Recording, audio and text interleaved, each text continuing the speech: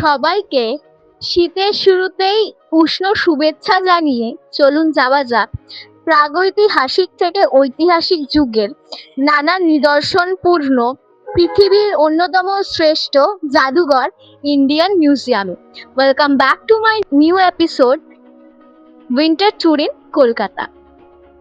মানিকতলা থেকে আমি বাসে উঠে নেমে গেছিলাম স্প্ল্যানেড, যেখানে কিন্তু আমাদের ইন্ডিয়ান মিউজিয়াম অবস্থিত। পরিদর্শনের সময় সোম থেকে শুক্র 10টা থেকে 6টা, শনি ও রবি 10টা থেকে 8টা। 1814 সালে ব্রিটিশ ভারতীয় রাজধানীর কলকাতায় এশিয়াটিক সোসাইটি অফ বেঙ্গল এই জাদুঘর প্রতিষ্ঠা করে।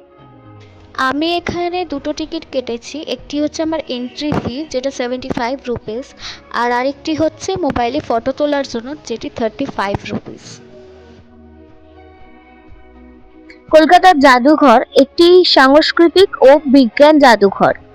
এই 6টি বিভাগ: শিল্পকলা, পুরাতত্ত্ব, নৃতত্ত্ব, ভূতত্ত্ব, প্রাণীতত্ত্ব ও অর্থনৈতিক উদ্ভিজ্জ। এখানে বৌদ্ধ মূর্তি, তাছাড়া নানান রকম মুদ্রা, নানান রকম পশুর প্রিজার্ভ করা, তাছাড়া ফসিলস আছে নানান রকম, অনেক রকম ভেষজ উদ্ভিদও রাখা আছে, নানান রকম পশুদের স্কেলিটনও রাখা আছে।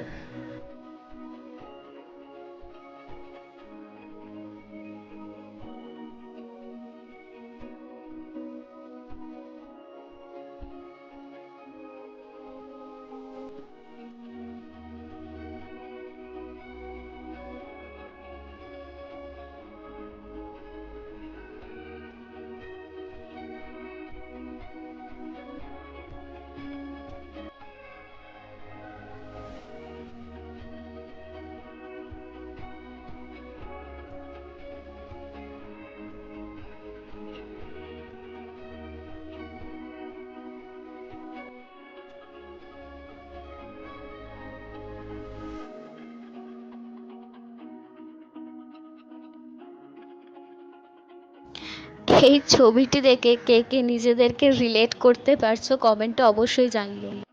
আশা করছি এখানে অনেকে নাইট ইন দ্য মিউজিয়াম দেখেছো, তো যারা দেখেছো তারা জানো যে রাত্রেবেলা সব মিউজিয়ামের ভেতরে যত অ্যানিমালস বা যা কিছু থাকতো সেগুলো জীবন্ত হয়ে যেত। তো আমার এই রুমটাতে ঢুকলে একটা কথাই মনে হয়, যদি নাইট ইন দ্য মিউজিয়ামের মতো প্রত্যেকটা এই অ্যানিমালসগুলো যদি জীবন্ত হয়ে যায় তাহলে কতটা মানে অস্বস্তিকর একটা পরিবেশ তৈরি হবে।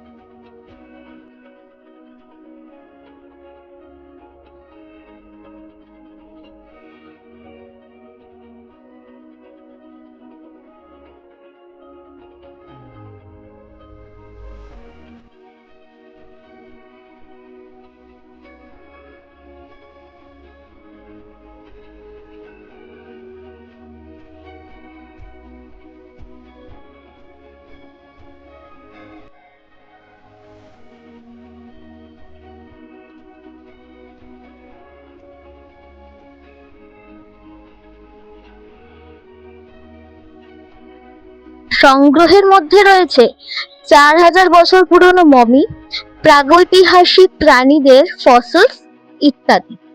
ফসিলসের রুমে ঢুকলে কিন্তু একটি জিনিস অবশ্যই দেখো, যেটি হচ্ছে ডাইনোসরাসের এগ, যেটি এখন ফসিলস আকারে। সো এভাবেই 4000 বছর পুরনো মমি, ডাইনোসরাসের এগ দেখতে দেখতে শেষ হলো আমাদের এই এপিসোড। আবার নতুন জায়গায় নতুন ইনফরমেশন নিয়ে দেখা হবে। টাটা।